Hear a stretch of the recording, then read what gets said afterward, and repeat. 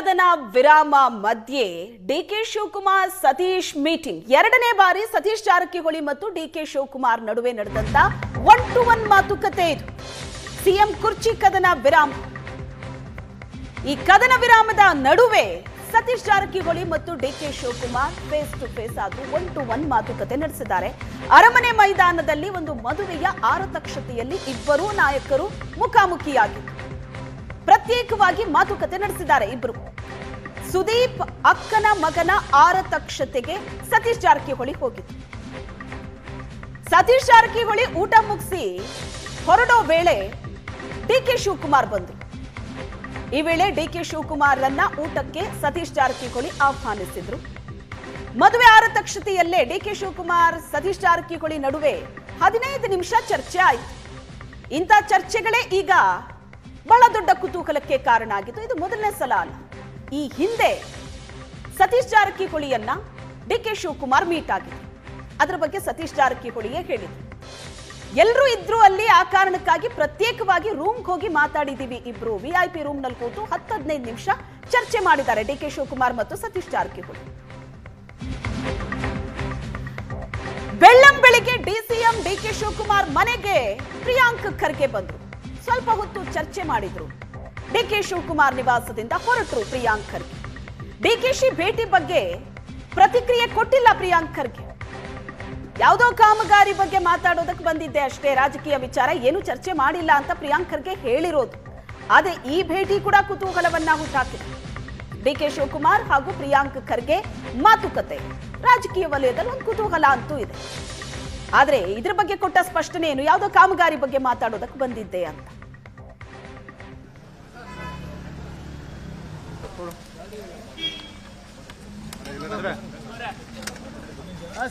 ಈ ಬಗ್ಗೆ ಹೆಚ್ಚಿನ ಡೀಟೇಲ್ಸ್ ಕೊಡ್ತಾರೆ ನಮ್ಮ ಪ್ರತಿನಿಧಿ ಮಾರುತೇಶ್ ಇದ್ದಾರೆ ಸಂಪರ್ಕದಲ್ಲಿ ಮಾರುತೇಶ್ ಈ ಸಣ್ಣ ಸಣ್ಣ ಚರ್ಚೆ ಮಾತುಕತೆ ಮೀಟಿಂಗ್ ಇದೇ ಬಹಳ ದೊಡ್ಡ ಕುತೂಹಲಕ್ಕೆ ಕಾರಣ ಆಗೋದು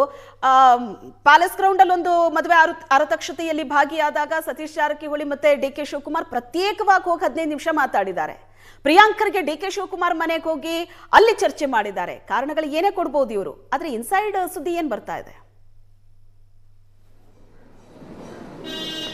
ಶ್ವೇತಾ ಡಿಕೆ ಶಿವಕುಮಾರ್ ಮತ್ತು ಸತೀಶ್ ಜಾರಕಿಹೊಳಿ ಮೊದಲ ಬಾರಿ ಭೇಟಿಯಾದಾಗ ಆ ಭೇಟಿಗೆ ಅತ್ಯಂತ ಮಹತ್ವ ಪಡೆದುಕೊಂಡಿತ್ತು ಯಾಕೆಂದ್ರೆ ಆಗಿನ್ನೂ ಕೂಡ ಸಿಎಂ ಡಿಸಿಎಂನ ಬ್ರೇಕ್ಫಾಸ್ಟ್ ಮೀಟಿಂಗ್ಗಳು ಯಾವುದೂ ಕೂಡ ನಡೆದಿರಲಿಲ್ಲ ರಾಜ್ಯದಲ್ಲಿ ಮುಖ್ಯಮಂತ್ರಿಯ ಬದಲಾವಣೆ ಚರ್ಚೆ ತಾರಕಕ್ಕೆ ಹೋಗಿತ್ತು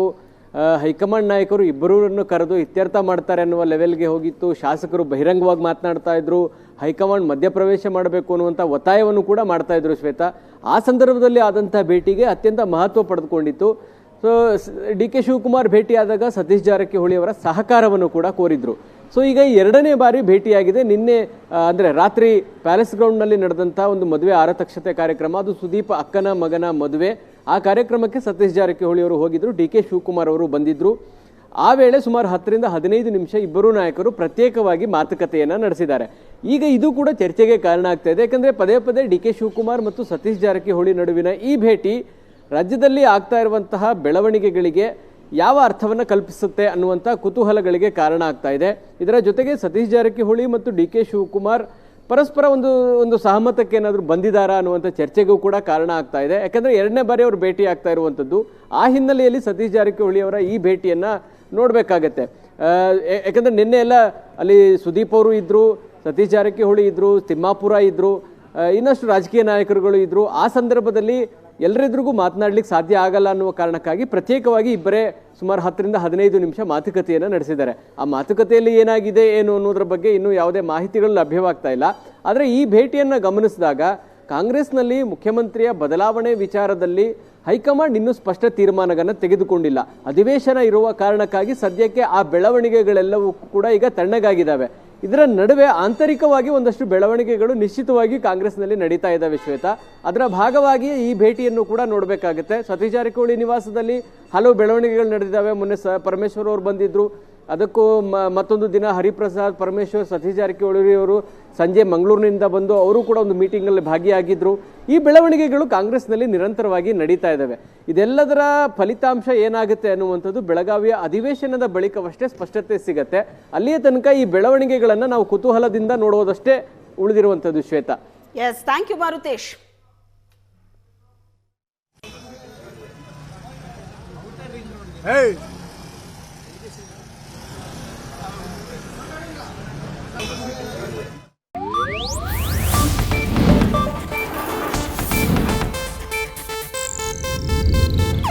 ಇದು ಏಷ್ಯಾನೆಟ್ ನ್ಯೂಸ್ ನೆಟ್ವರ್ಕ್ ಪ್ರಸ್ತುತಿ.